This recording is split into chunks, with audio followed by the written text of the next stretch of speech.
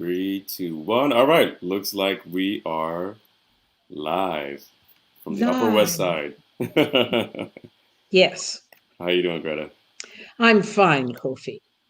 Excellent. Good. Well, thank you very much for joining us and welcome to what we Thank you for call, asking me. Thank you for asking me. of course, it's actually, I feel it's a sense of duty for us to share what you have with the world.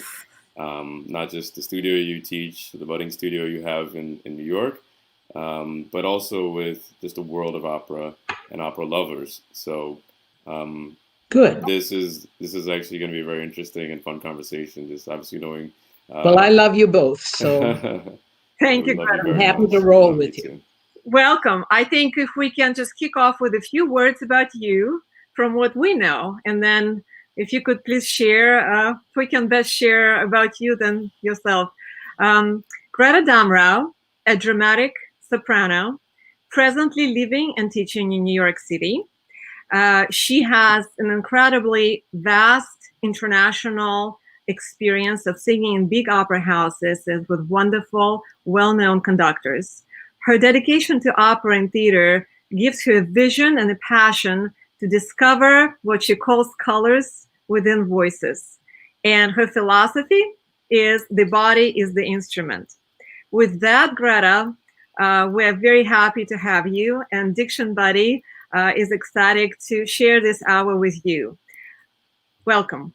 Thank you. Thank you, Vita. Thank you, Kofi. Two of my favorite people. Thank you so Excellent. much. So, Greta, I think what's really been successful in these previous conversations is to talk about your experience, but also the foundational philosophy you have about singing. So, I think if you could give us a little bit of background on that and your approach to singing in general, I think that's a great place to start, and we can dive into so many different avenues. Okay. Well, I came into this world in a small town in southern Wisconsin. And I come from a Norwegian and a German background. Obviously, the Damrau is the German. The Norwegian was Diserud, which means God's meadow. And I began singing as a child. I just sang. You know how it is with so many of us. We just start singing. And I had a mother who said, "Oh my goodness, she sings." Now, my family, Norwegian family, sang. I didn't know anything about my German family at that time because I only knew of my father and grandmother. My grandfather, my paternal grandfather, died when he was killed in a tornado when my father was 9.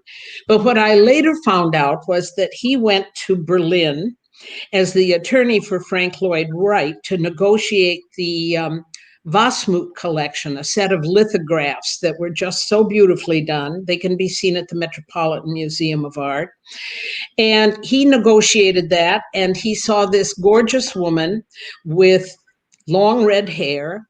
And it was my grandmother, my paternal grandmother, and he had to marry her. So he stayed there, married her, brought her back with one of her brothers and to Wisconsin. And they had 2 children, my grandmother and grandfather.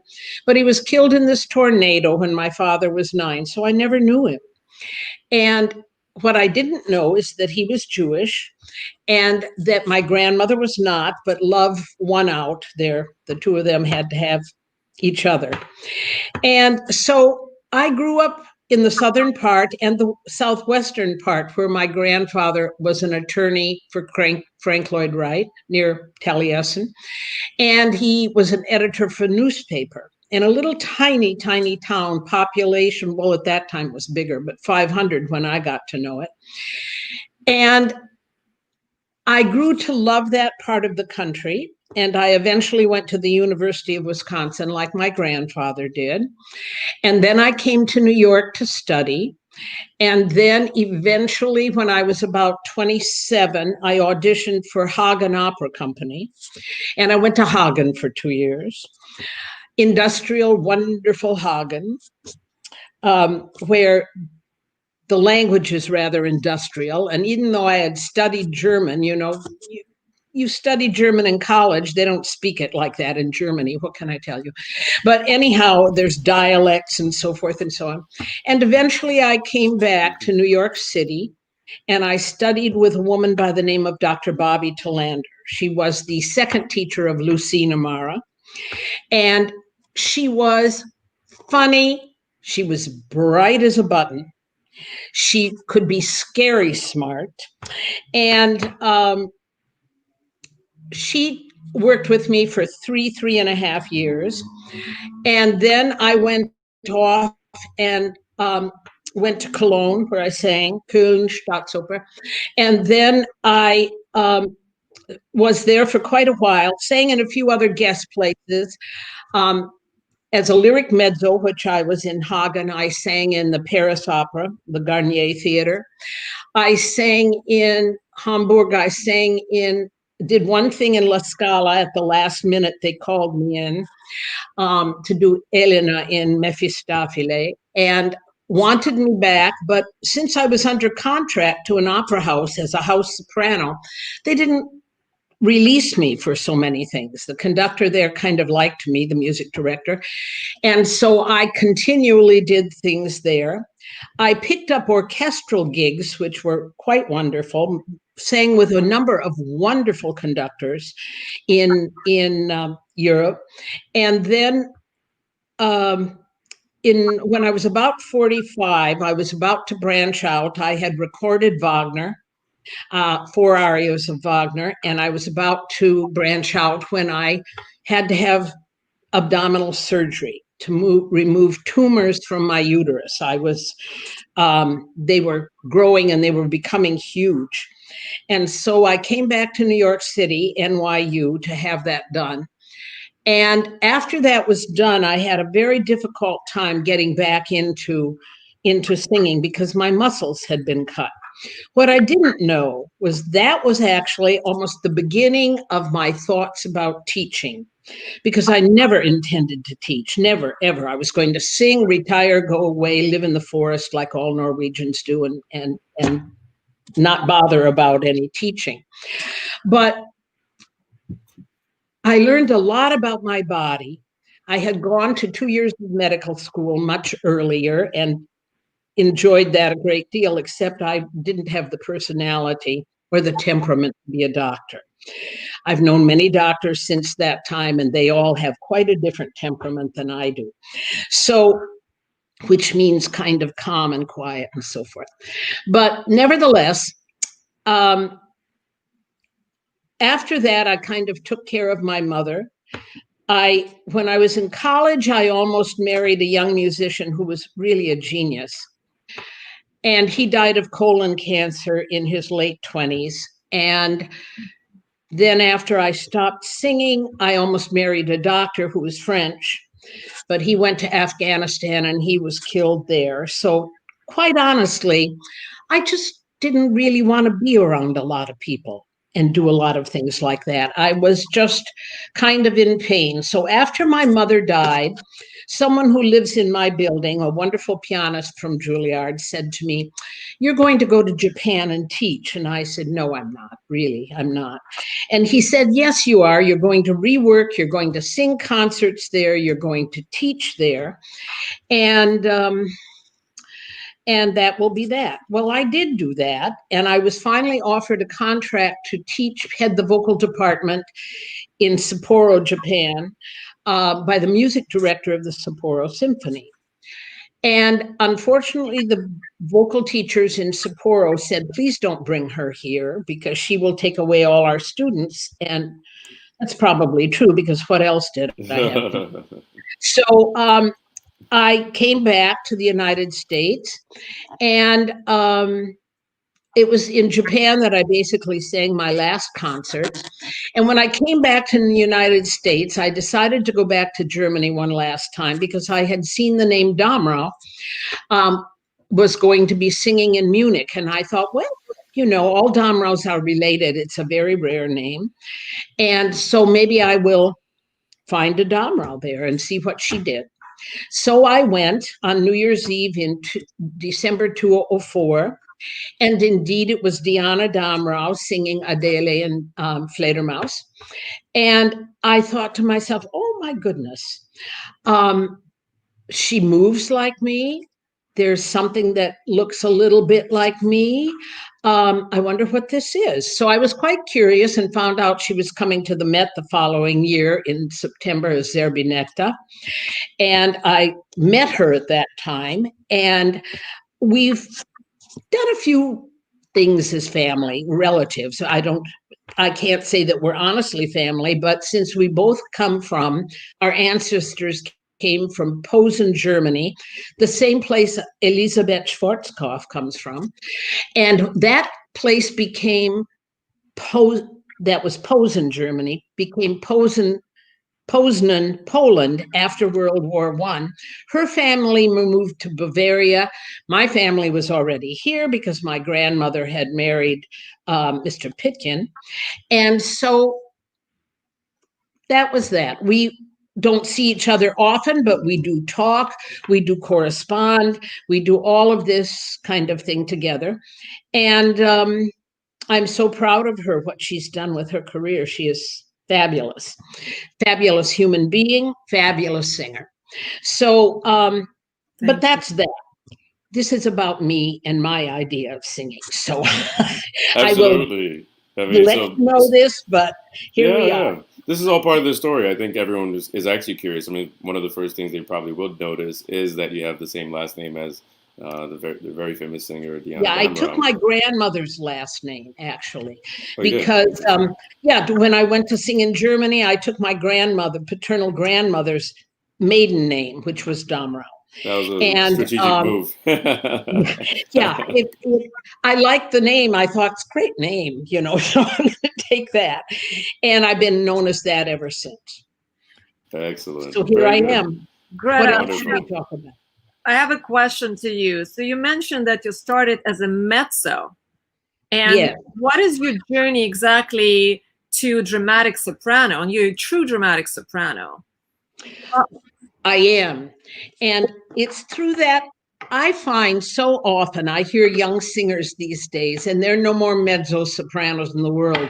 There are no more baritones in the world. They're tenors, but nobody can get them to sing top notes.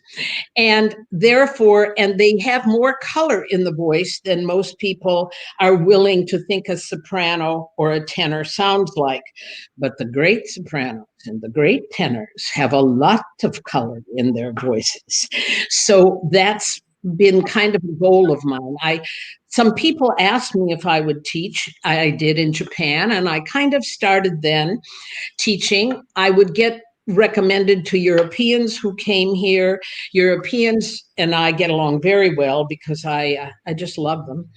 And I'm still teaching Europeans. I'm teaching on FaceTime now, some of my regular students.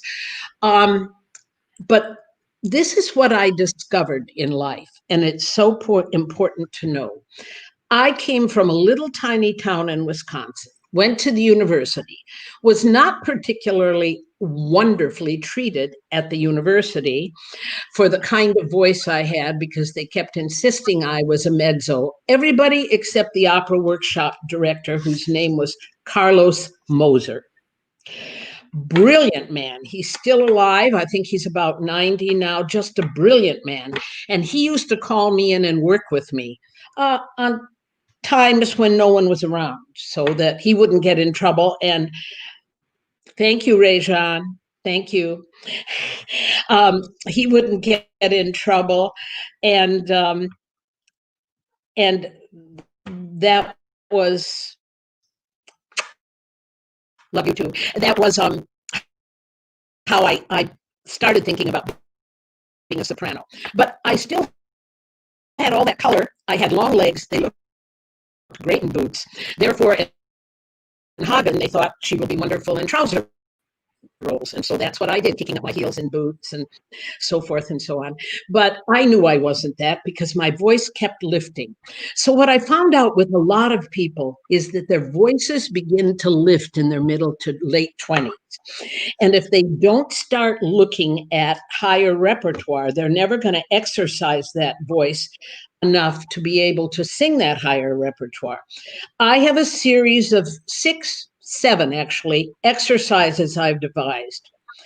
They exercise voices in all kinds of way. I take voices quite low. Kofi knows I take him down to an A, 2.5, 2 1/3 octaves below middle C. And that I take them into the grainy part of the voice. But I keep it always in the mask. That sound always resonates in the mask. I hear things that other teachers say, chest voice, but I hear people singing in the throat. I hear people singing only with mouth resonance. No, the resonance is up here in this glorious space you have above the hard palate and above the soft palate in the back. And that space makes such wonderful sound. I then exercise these voices low, and we bring the color, which Dr. Talander taught me. The color is in the bottom of the voice. And I bring it back up. It's not in the throat. It's not in the mouth. It's here. And once I get that, the voice takes on a color that is just gorgeous. And this is the main thing. You can't say to a student, put more color into the voice. You have to work it into the voice so that the voice has color in it.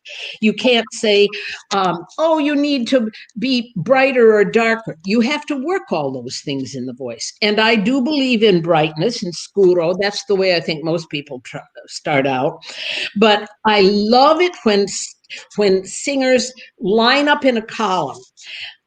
I do not believe in squealo from a smile position, because if you believe in squealo in a smile position and you sing in that position, this is what you sound like. And it's awful. I mean, you may think you're doing something that's really great, but you aren't. The right way, in my belief, is in this position, in a bite position. Yeah, where you're going to bite into that. So I often ask my students to be cats. Like that. And I don't have a singer that doesn't vocalize up to an E flat above high C, including my mezzos. My mezzos do too. And my bassist, such as Kofi, he goes 2 octaves and a third below middle C. And the color he gets in that voice is gorgeous. He's a young bass, but such a bright bass, such a smart bass with such a glorious voice. And I've had him and Vita sing for several people, and these people are very interested in Israel and in Europe in these voices. Thank you. So that's what I do. I think it's a perfect opportunity to actually turn something on of your own. And Kofi prepared something. Let us listen to your singing, please. Okay. Give me one moment. I'll be right there, okay? Okay. And we can maybe speak later about those pieces, and you can tell us where you recorded them and really... I will. Probably, but we can. Yeah. Yeah.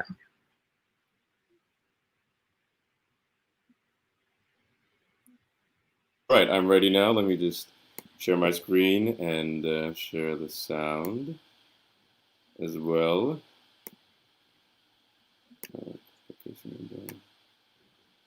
Yes.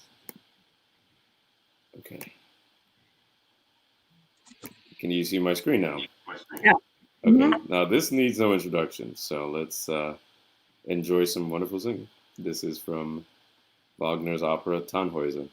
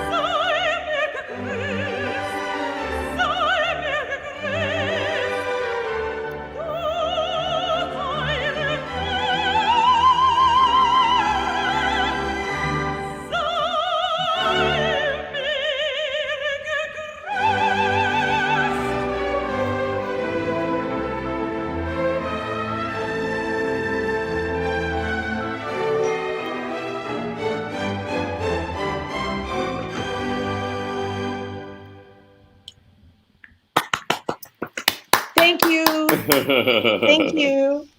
Well, Bravo. we'd like to also, maybe a bit later, Kofi, play something else. But could you speak about this piece? I mean, obviously, every wonderful singer that can sing it sings it. But what is your memory? Okay, my memory is that since this was the only recording I made, and it was somewhat, maybe half a year before I had to have my surgery, my abdominal surgery. I recorded it at Bayern, which is a wonderful recording studio right outside Cologne. The conductor was Portuguese. I recorded this, the Einsamen trüben Tagen, the Isolde aria, and the Greta Damrau immolation scene, those four things.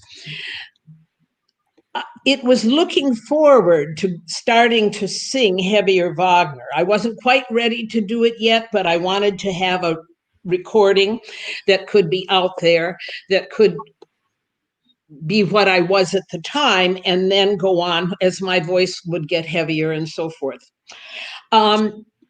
It was not meant for me to go on and do those things because I had that surgery and it just ended what I could do. But you nonetheless did Turandot. You have a beautiful recording of that, which you played for us. It's fantastic and phenomenal. When did you do that? Well, the interesting thing about the Suicidio, the Inquesta Regia, those were all not recorded in a recording studio. Those were all recorded by some man with a very good Nagra cassette recorder on his lap in the theaters that I sang in. When you we need to play that for people to see what you do live. So those really were all live. They weren't in an actual recording studio. Nobody could play with dials. But it shows everything, though. It shows your projection, how your voice floats above the orchestra. Kofi, would you please play it for us? Yeah. So we have Suicidio. I want to thank the writing on the bottom of the. Thank you very much for writing. Yes, that is Anastasia. You will meet her later today. So, okay. Yeah, we look forward to that. So all right, the next recording I'm queuing up is Suicidio. I forget which opera it's from. Is that from? It's from Gioconda. La Gioconda. Yeah. Gioconda. There we go. Yeah. All right, guys, buckle up. Hold on one second. You can hear the audio now? Can I? No. There it is.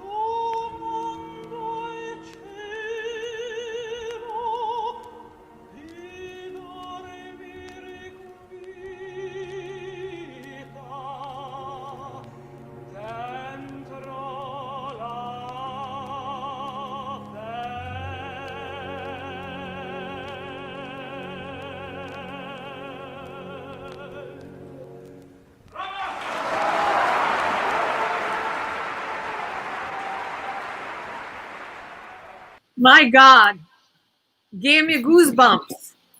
Oh, good. Wow, Greta. Where was it? Do you remember? Yeah, that. Pardon? Where was it? Do you remember when? It was Cologne. It was Cologne. But I don't actually remember when, because it's been over 30 some years, since I was there. So, I mean, I'm 78. Hello. And happy and doing what I'm doing and loving it. And I think one,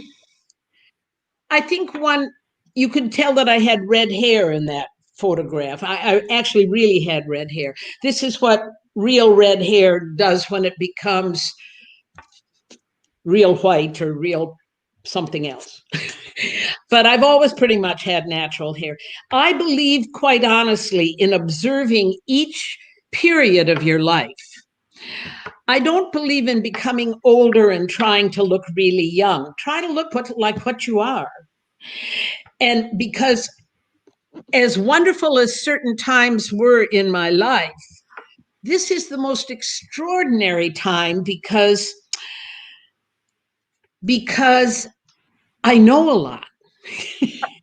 I've had a lot of experience, and I can read people, and I can read my students. That's to their benefit, whether they know it or not. and I love young people. I didn't know that I would love young people. I never married. I never had children. But, well, I did marry, but I never had children. And marriage was a little later. But I do adore young singers. And they're not getting the right information sometimes. There are certainly good teachers out there, but the way they're teaching them does not give them the chiaro, the brightness that they have to have for the squillo, and the scuro that they have to have for color to integrate that sound, to make that color resonate in a certain kind of way. And thank you, Veronica. And young singers need to know how to do this. And I don't hear it coming out of course, I don't know all conservatories or colleges or universities, but I don't hear this coming out of music departments. I have people coming to me that I'm very upset for them, because what people have told them, young voices from the very beginning should be exercised so that they can become a muse of the composer in the music, not someone who is just on their own ego trip or having a marvelous narcissistic display account of life. Yeah, exactly. Yeah, and which, as we probably know more right now than we ever have in life, narcissism isn't always terribly attractive. and I think young singers owe it to this music is so fabulous. Verdi, so fabulous, the Italian composers, the German, all of them, different and wonderful. And I just got a message from one of my students on my phone saying, I'm watching you. And hello, Jillian. And I want to see young singers get better and better and better, but I am not always hearing that. And yet they have the bodies, they have the brains, they just don't have the information. Very well said, Greta. Thank you for giving us that background, and I actually have a couple comments I want to highlight from the chat. So from the chat section, Okay. Gabriella has this to say. Wonderful to hear your incredible mastery in the art of singing, and wants to know what's the main challenge for you in singing this repertoire and how you overcame it, and what was the most rewarding thing. So we got a 3-part question here. Okay. Let's see if we can. The greatest challenge.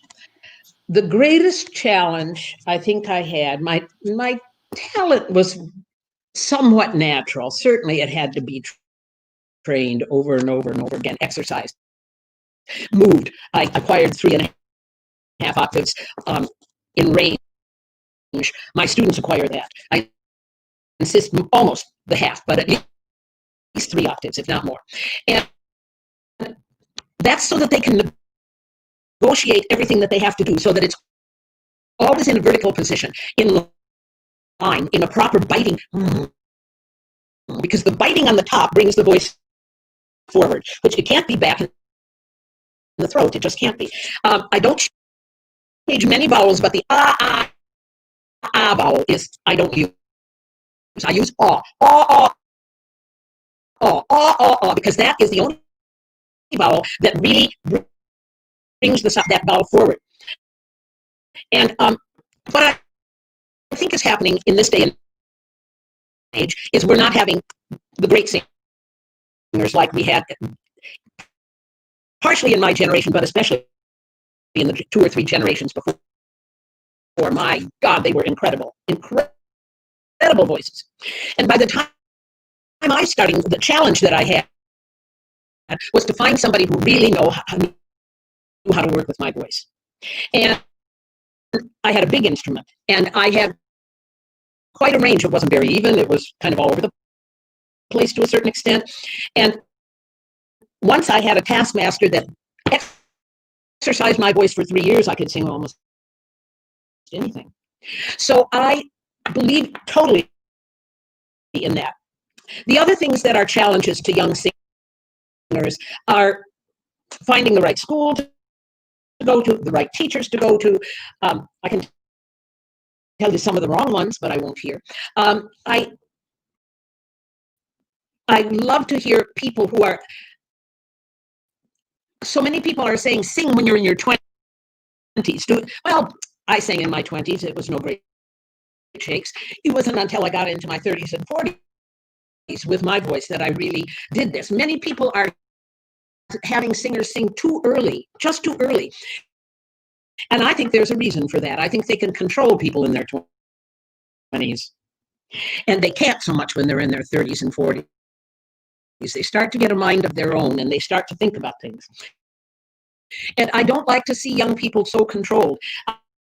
I mean, some of the agents around Hey, are Greta? very much, yes. We're having a little bit of a sound issue. I'm not sure where it's coming from, but I think we're missing some of what you're saying. So if you could back up a little bit, and if you could just try a second take of answering the question. I thought it was our connection, but now we're seeing people are responding that there's an issue with the sound. So if you don't mind, just answering. I'll put up the question one more time. The question up again, so I can Absolutely, see 2 or 3. Okay. Basically, what was the main challenge and how did you overcome it in singing this repertoire? The major challenge was in finding someone who can help me train my voice. Don't kid yourself. There are so many people out there who don't know how to teach. And unfortunately, they're doing it because it's kind of the way they think they can make money and what they can do. Their knowledge is somewhat limited, and they just don't teach singing in a proper kind of way. How I overcame it was never gave up. I kept looking for a teacher that would be right for me, and I didn't find her until I was about 29 years of age.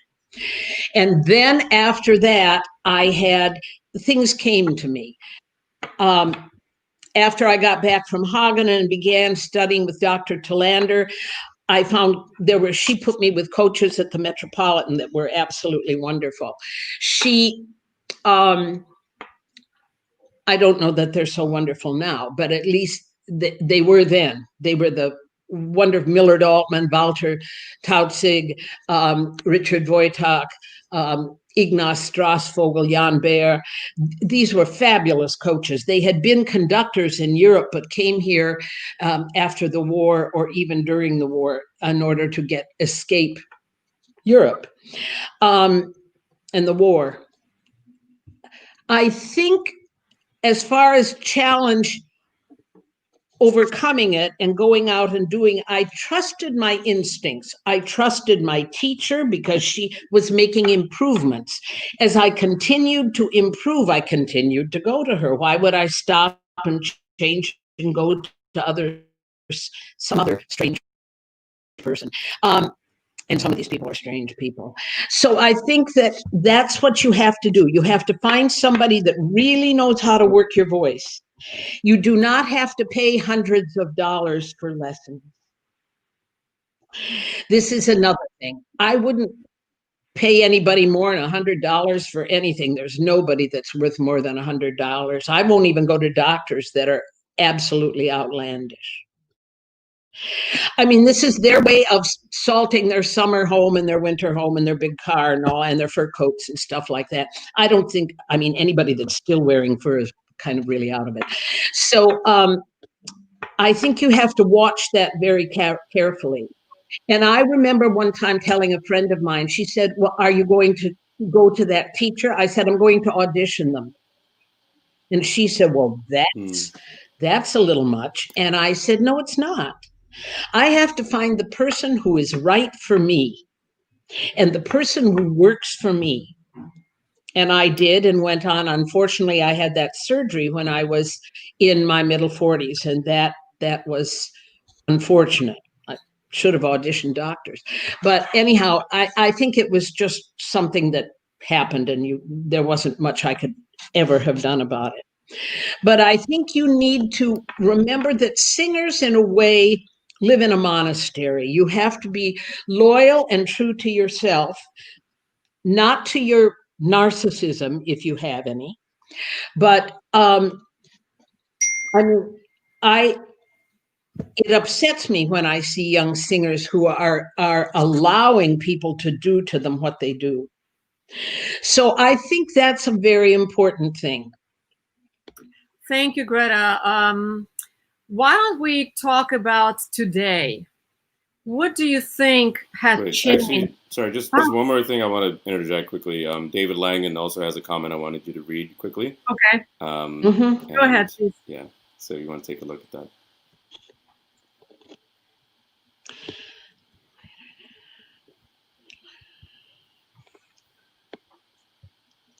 Can you see it, Greta?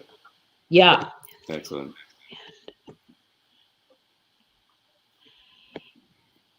Yeah, exactly. She was absolutely right. You had to go down into the lower register to find that color. I mean, Kofi, remember, I even take you down to that A and it was a little grainy. I actually think Kofi's a real bass, just a young bass. But I think real bass has come along later in life, just like dramatic sopranos do and things. I think that more than a bass baritone, I feel, because maybe you haven't heard Kofi lately, but Kofi is starting to sound like a true basso cantante and he's wonderful with that. That I think has helped. Vita is going more into dramatic mezzo things, in which she has a huge range and a gorgeous sound, just a gorgeous sound. She can still do some of the lyric things, but lyric mezzo is compared to whom? As compared to Bartoli? No, she's not a Bartoli. Bartoli is Bartoli. But Vita's voice has become so gorgeous in moving on into this more dramatic repertoire. Thank you, David, for your comments.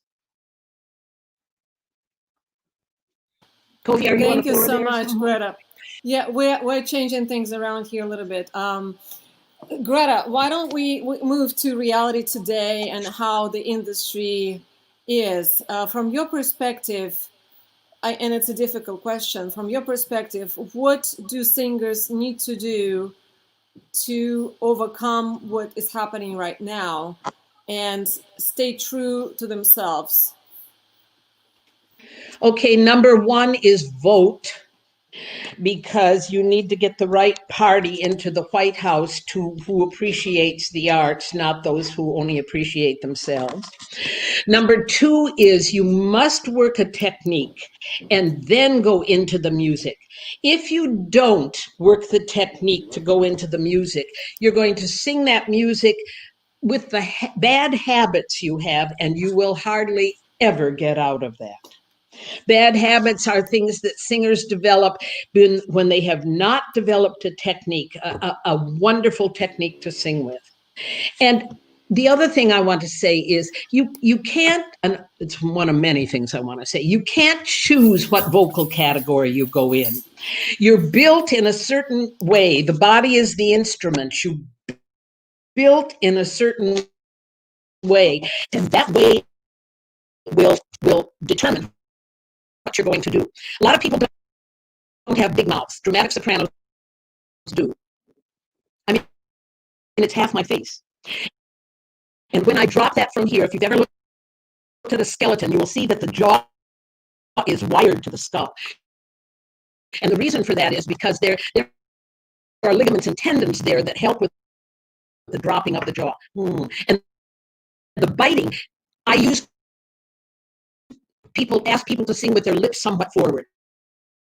The forward lips support the tongue. And if you don't support the base of the tongue, you will end up getting a wobble. You will end up getting all kinds of bleats.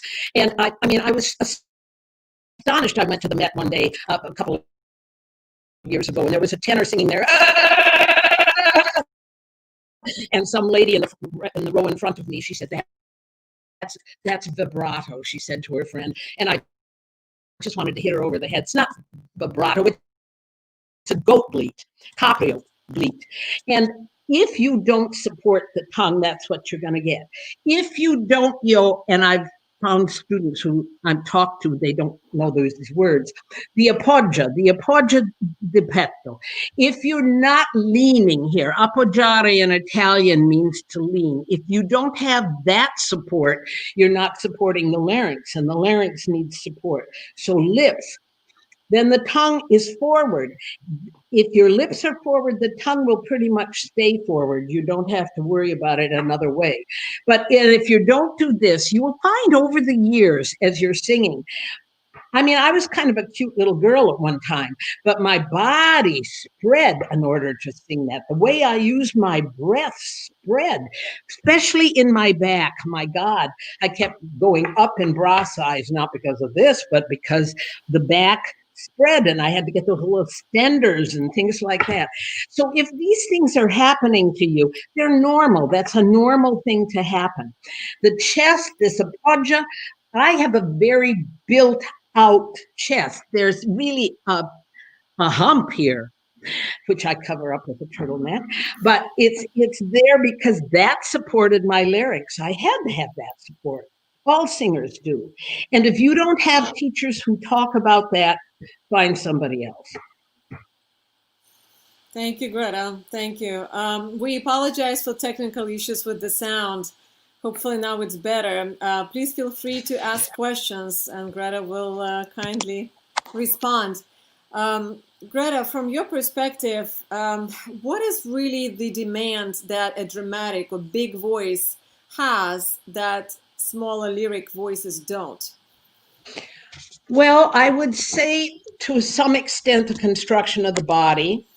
I mean, notice I have a very big face. It's always big. It's Diana's face is a little smaller. And one of the reasons for that is because she's not a dramatic soprano. The face has to be the cheekbones, if they're up here, that's good. Very often with people, if the nose is spread, the nostrils are spread a little to the side, like in Native Americans and Black people, that often produces a very different sound. Thicker lips produce a thicker tongue and thicker lips produce more color in the voice. And those are things that people just have to know in order to teach. You have to know those things to teach. So to properly guide and exercise the right way. Yeah, it's exercising the right way. And from what I have seen, my own experience and the experience of other students, it takes 2 to 3 years of exercising to build that voice. That's why I wish they would teach young people. What I hear is young people go to a college to study and they go, and it's nothing. It doesn't teach you anything except what you shouldn't do. And the other problem is languages. Learn languages early as you can. Italian, German, French. Learn them so that you are able to be fluid in them. Because I hear a lot of Americans. Now, I have a student who's singing this right now, but she isn't singing it like this. But for instance, the recit in Leonora, Bruno le vestia del cimier. No, that isn't Italian. I don't know what it is, but it's not Italian. Bruno le vestia del cimier. You have to be able to articulate, and you have to know the language to be able to articulate. Yes. It's important to learn music theory. It's important. For instance, when I was doing concerts, I very often did some of the repertoire that the more dramatic arias that come from the classic period forward. Mendelssohn's Infelice, Beethoven's A Perfido, Haydn's Scena di Berenice. I think there's one other, but I can't think of what it is. Anyhow, these wonderful concert arias where you go out and that's another thing. Concert gowns are not showing slits up the side of your thigh. That is not a concert gown. You want to do cucaracha dancing, that's perfectly wonderful with it, but that is not concert gown. Having your boobs hang out is not really necessary to proper concert singing either. I mean, if that's what you do, okay, that's your game, wonderful. I remember one time going to see Elisabeth Schwarzkopf at Carnegie Hall, and she came out, she had blondish hair, and she came out in this gorgeous dove gray gown. Now, she was very short-waisted. I'd been backstage with her. This was quite pulled out, but she costumed it by having kind of almost a shawl-like collar, an empire waist, a beautiful bunch of violets in the décolleté here, and beautiful shoes that only showed the tip of the toe when she walked, and they were dyed to match her dress. Oh my God, it was so elegant. You just can't imagine. I see people come out in sandals with their ankles and their feet showing. Some of them should not show those feet to anyone. I'm sorry, but it just shouldn't be shown. You really need to have a little class when you're singing classical music. You have to. Thank you, Greta. You are straightforward, truthful, and speaking your mind as always.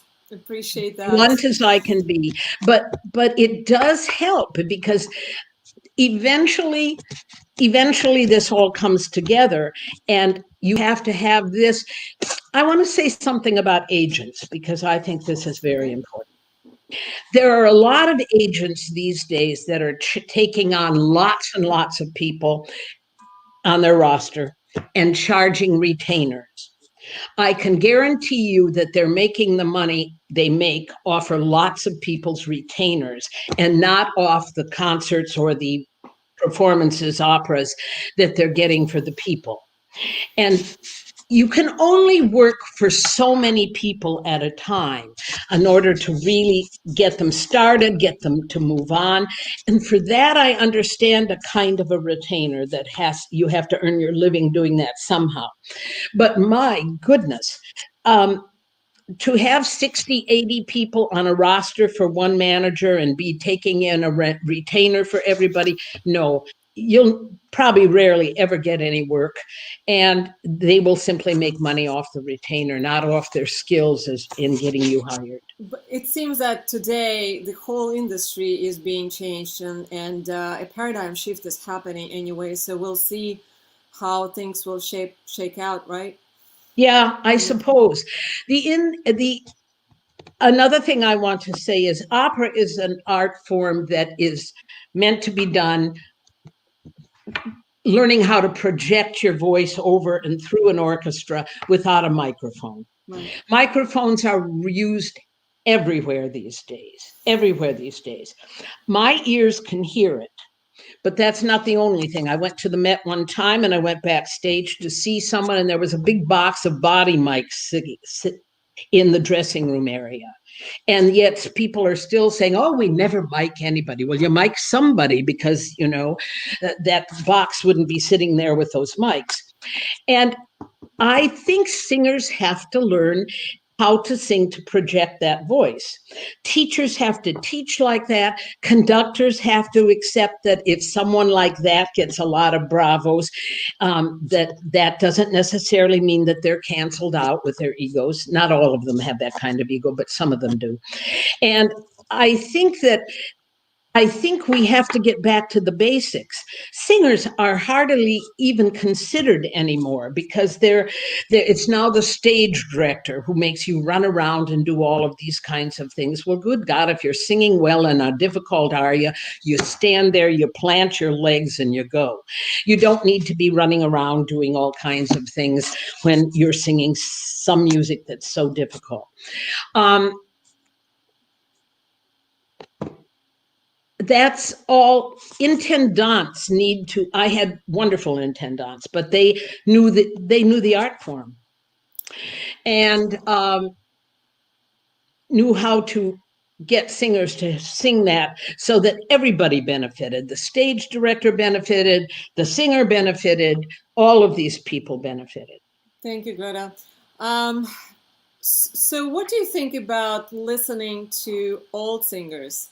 We had that conversation briefly, and who do you think should be listened to? Which are the opera stars that exemplify the core of what true operatic voice and delivery is?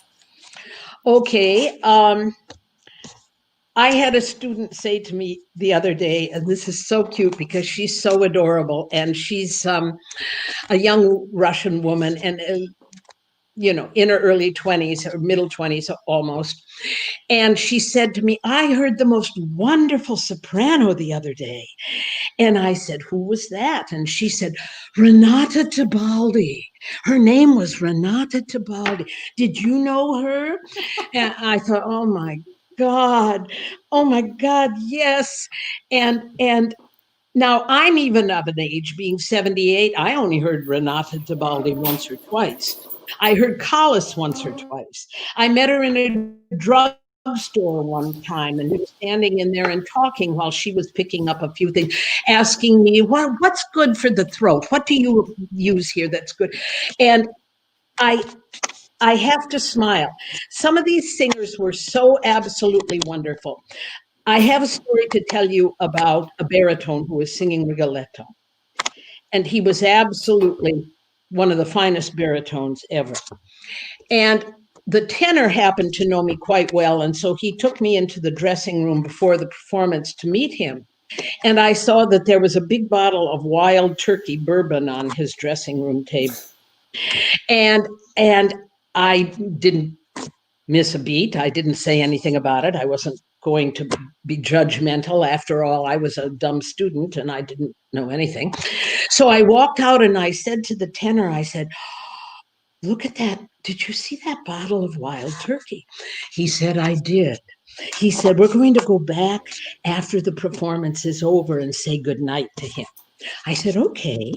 So the performance was over. The tenor sang, the baritone sang, and we walked into the dressing room and the bottle of wild turkey was completely empty. He had sung magnificently on that bottle of bourbon. Wow. Now, I don't suggest that What a habit. that anyone do that. But, you know, he'd been singing a long time. He was one of the finest baritones in the world. I guess you do what you got to do. But if you can possibly do it without the bourbon, it might be better for your life in the long run. So what are the well-known famous singers that you can name that you absolutely would recommend for younger singers to listen to? All right, I've got a couple. As for, I believe firmly in the Fach system. I don't believe that every soprano sings everything. I think that's totally ridiculous because, again, their bodies are built to sing a certain thing, and part of their study should be in finding out what that is. A younger soprano may go on to sing heavier repertoire as she gets older, but that's because her body changes. Very often your head gets bigger. If you will look at some of these really wonderful singers like a Birgit Nilsson and a Leonie Riesnick and a John Vickers, you will see them when they were younger, and as they got older and sang, their heads got bigger. I think it's because of all the resonating up in this area. Even my head got big. And I think that happens because isometrically there was an amount of pressure from the resonance on opening that space. Plus, maybe people just get bigger heads as they grow older, not even people who don't sing. I don't really know. Voice types.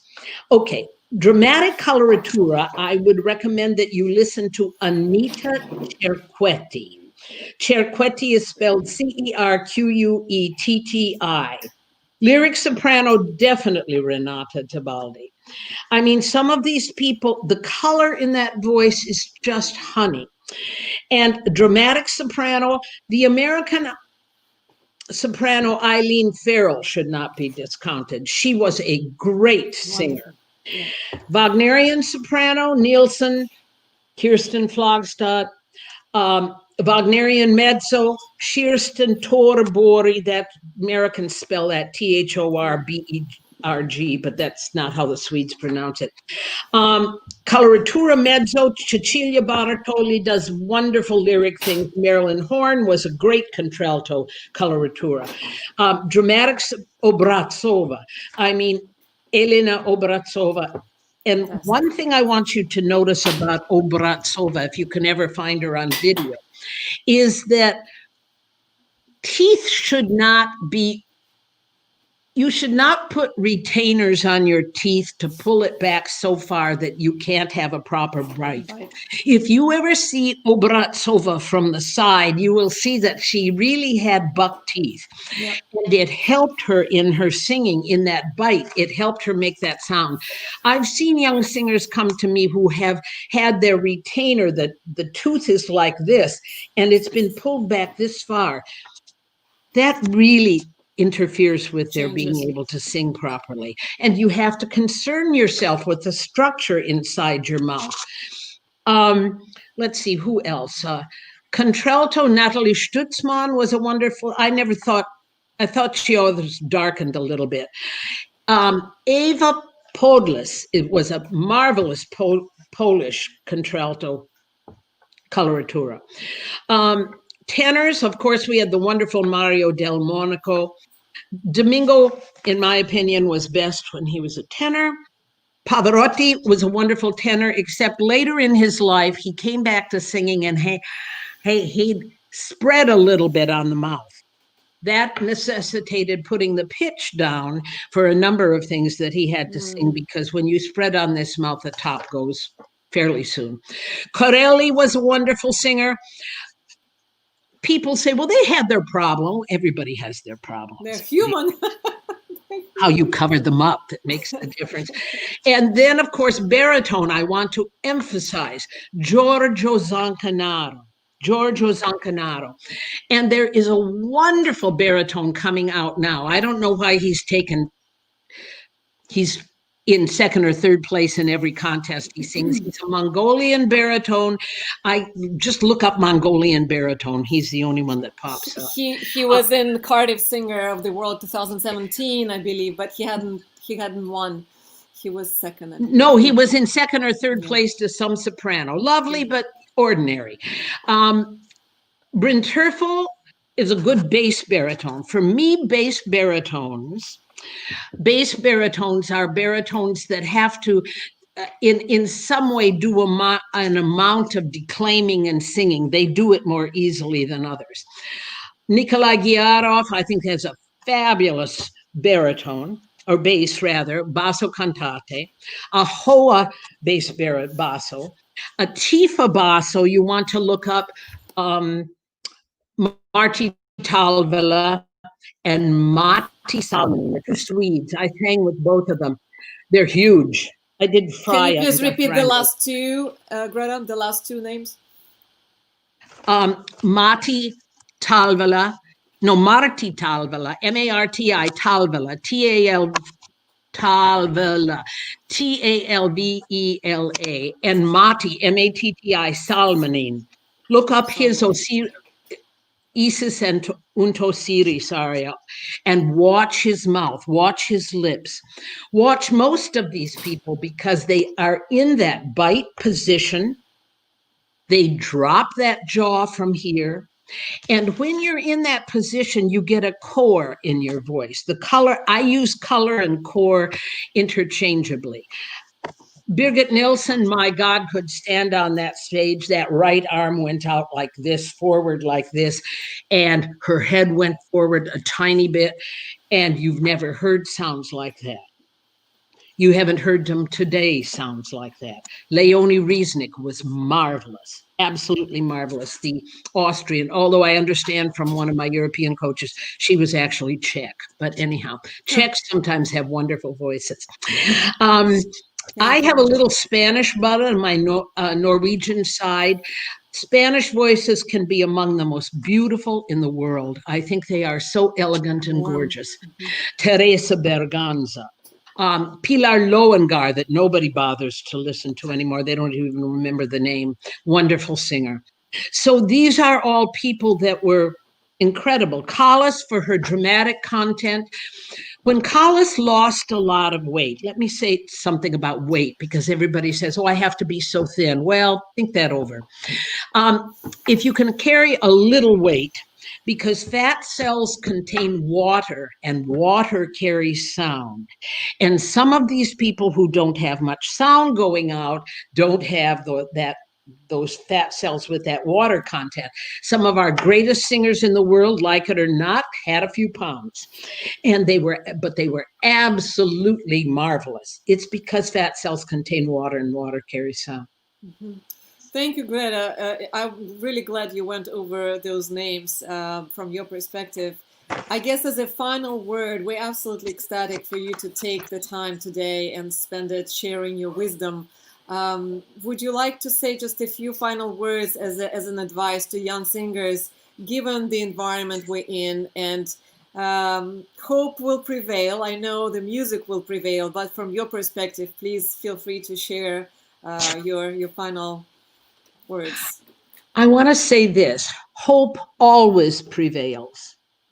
Always prevails. I even went through this isolation, this quarantine, and I thought to myself, oh my God, why am I still living? I just really wonder why I'm still here. And yet I realized that if I can't help these young people, this art form is lost. Not just me, but other people who know the truth and know how to put the truth forward. And there are others other than me, certainly, but there are plenty who are not like any of us, and they do not know how to teach properly. You have to get a technique.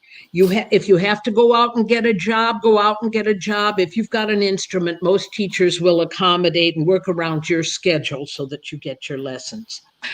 I think very, very important to remember that you must have a mental attitude toward this. That's important. Narcissists are not welcome.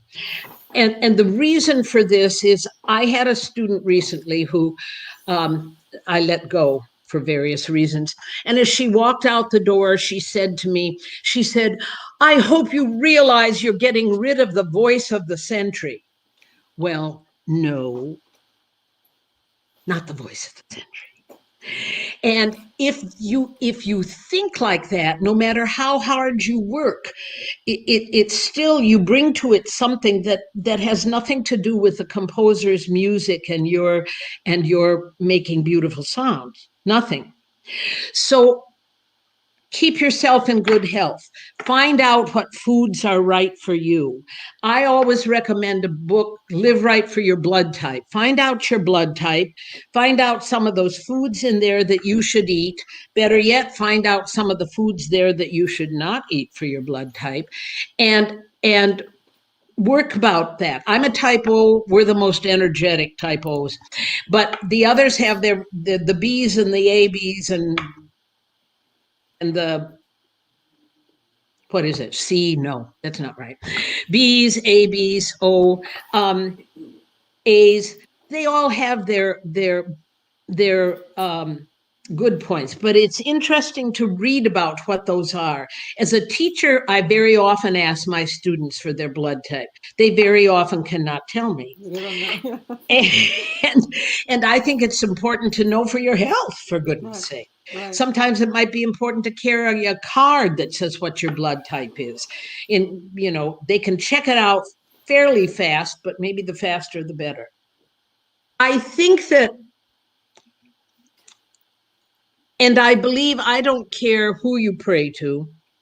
I don't care who you discuss your life with, a God, a universe. I don't care what that is for you, but use it. Fall back on it. Fall back on the universe when you don't think you can't do anymore. The universe will find ways to get you through. Fall back on a God if that's your choice. Know that you're not in this alone and have to do this alone. Listen to your instincts about certain people. Listen to your instincts about teachers. Listen to your instincts about coaches. Some are better than others. A lot are better than others. And you need to know that if you can set up a little family somehow, I don't mean have children. I actually don't recommend that for most people, for sopranos particularly. It can do numbers on your body, believe me. But childbirth is tricky. And you'll notice that most of the great sopranos did not have children. And if they did, like a Sutherland or a Horn, they only had one. And it takes a real toll on your body. And again, your body is the instrument. But if you're so set in your way to become a mother, then you do that. I'm a mother. I have not a lot, but I have a number of students, and I often feel very motherly toward my students. You're very caring. That's for sure, Greta. Yeah, I am. And you're honest, and you're expressing truthfully what you think, which I personally, being Russian, I guess I like straightforward better than convoluted ways of explaining things. Yeah, and I can be very straightforward. Sometimes you don't think that's to an advantage, but most times it is, because you really have to look at yourself and look at the facts of how people are and how things go in your life. You really have to do that. And I think that, and you have to be honest with yourself. If you're not honest with yourself, you're never going to do what you have to do. But get in. I always tell people, thank you, Rachel. I always tell people, look at yourself, Try to decide what your best features are. Work on things that can be improved. And then from there, enjoy yourself. If you're not enjoying singing, and if somebody asks you why you sing and your reply is not, I love to sing, then you're in the wrong business. Yeah. Yeah. And this all becomes rather spiritual after a while. My advice, my advantage is that I've reached an age where I've observed a lot of people and a lot of things. And it's given me a lot of experience and a lot of knowledge. I've read these books back here. I am writing right now. I'm going to write a book on singing, although I think that's a terrible thing to do, but because I don't think you learn from a book. Mm-hmm. But I think you can be reminded by that book, and I'm trying to put it in words so that will help in the long run. And I wish each and every one of you so much luck. I really do. It's not an easy business. And there are some very nasty people in this business. But there are some very wonderful people in this business. There are. And there are many more wonderful ones. Pardon? There are many wonderful ones, many more than the other wonderful ones. Yes. Greta, please look at this question. Who's Anna Ildiko Kiss? She's Hungarian. Kish, I think it is. Kish. Ildiko. Yeah, I do. I teach on Facebook because there's no other way right now. For a couple of people who have antibodies, I teach in person, and we mask it and so forth and so on. But it is important to keep this art form going. This is one of the great treasures of the world. For anybody who would like to reach out to Greta, please feel free to write us a message and we will connect you. Yeah. Is it okay, Greta? It would be lovely. Right? Love to meet many of you. Yeah. Wonderful. And as a final note, absolutely thank you for your time. We will have a concert in December dedicated to Italian diction. Please check DictionBuddy.com. It's free to apply. And we are looking forward to bringing you new wonderful people, alike of Greta, to join and share their insights, experiences, and wisdom. Greta, thank you from the bottom of our hearts. Thank you for having me, Vita and Kofi. Thank you so much.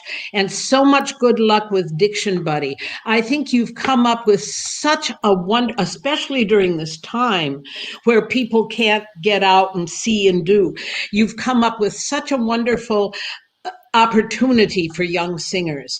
And it's so important that you work diction with someone that knows the language and someone who also knows about singing to a certain extent. Right. I know there are some diction coaches who have never sung. I would avoid that. They usually don't understand anything about the physiognomy, and it's very important to know that. The final note is this. Oh, hello, Jillian. Love you too. Wonderful. Everybody, appreciate you being with us today. Thank you so much and have a wonderful, wonderful Sunday. Thank you. I'm going out a little later to be very festive with some lovely people. You do this, Greta. That's wonderful. Okay. Thank you, Vita. Thank you all. Thank you.